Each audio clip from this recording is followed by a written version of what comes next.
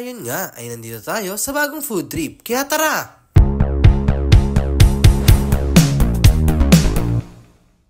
Hataw!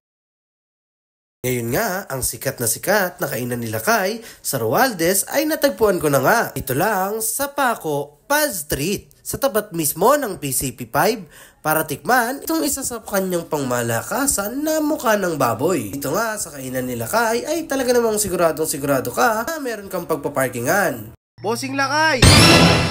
Wala na pala kayo sa Romualdez? Wala na po tayo doon. Dito na tayo. Magkikita-kita uli. Dito na tayo sa Paco, sa Paz Street. Paco, yan pa rin yung tinitinda nyo, bossing? Ito pa rin. Magkano yan, bossing? Wala pagbabago. At yung bulalo nila Kay. Bulalo nila kayo. Tote ng isang kalate.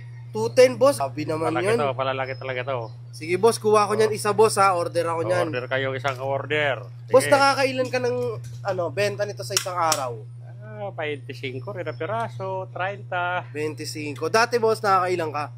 Ay, dati naka-100 tayo dito. 100 dati? Oo. Grabe. Kaya lang mahina na dito, nalipatan ko. Kaso dito, boss, okay naman kasi may parking na, no? Oo, may parking naman. Dito, oo. Yan! Oo, bakit ninyo to? Sawa kayo dito kumain. Sawa kayo rito. Anli sabaw na, boss. Anli sabaw. Tapos, kanin. Ayun na kanin, 10 lang. 10 lang? 10 lang isang Bang kanin mura natin. ng kanin dito, bossing, ha? Yan ang galing pa sa kabila, ganun rin ang presyo ko rito. Ganun din. Eto, boss, ano naman to, boss? Ito naman tinatawag na sinigang na maya-maya. Sinigang na maya-maya, oh. Oo. Magkano naman to, bossing? Ito, 150 lang. 150 lang? 150 pero malaki talaga. Laki, oh. Sasawa rin kayo rito. Oo. Ito laki, na. oh. Ito nang tinatawag na sinigang na maya-maya. Ang laki niyan, boss. Akasya ba yan dyan? Akasya to dito, pero pera pa na makapasok. Sige, boss. Isa niyan, bossing. Okay na to. Yun, oh. Tapos may sabaw pa, oh. Good for the sabaw ni dito, oh. Good for to yan, oh, boss. Oo. Pero parang ayoko mamigay niyan, bossing, eh. Anak-dag titi ito. Oh, sige na. Yun, oh. Ito, bossing. Ano naman to, bossing? Kanin. Ito kanin. Ito, ano pa to, bossing?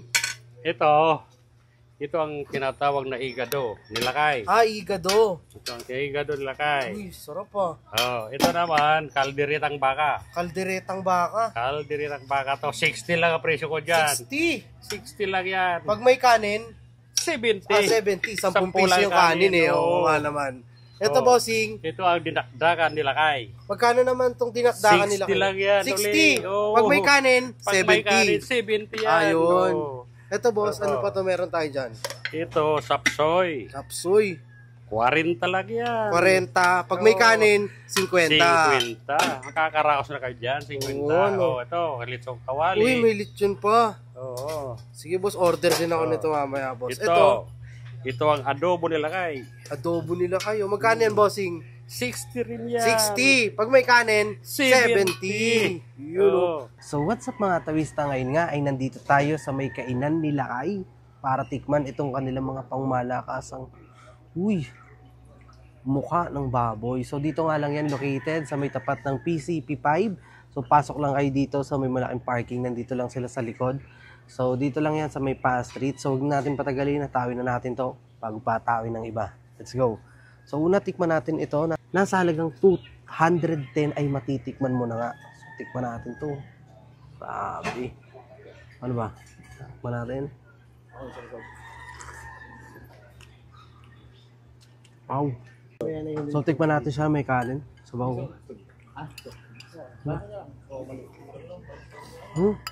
Sarap. Saktong-sakto lang yung pagkakatimpla niya. So tikman naman natin itong maya-maya. Tignan mo kung gaano kalaki yan, oh. Wow. Sa halagang 150 pesos mo nga lang ay matitikman mo na to. So, tikman natin. Grabe yung laki. Hindi ko alam paano natin tubusin. Ayun, oh. Tikman natin.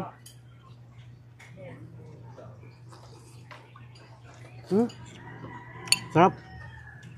Yung asim niya, saktong-sakto yung asim niya. Then talagang, alam mo yung hindi puro ano lang, Pampaasim powder yung ginamit dito. Legit. Tapos meron sila dito sisig. Nasa halagang 60 pesos nga lang. Tapos plus 10 pesos na rice. So meron din silang igado dito. 60 pesos nga lang din. Ayan siya. Tikman natin tong igado. Talagang pangmalakasan yung lasa niya. Ayan. Ayun, oh. Grabe. Sobrang-sobra yung kanin na 10 piso. Sarap. Sarap ng lasa ng igado. Tikman natin itong kanilang sisig. Yun, oh. Dato, masarap pag may kanin. Pwede rin nyo rin itong pampulutan. Uy. Maraming.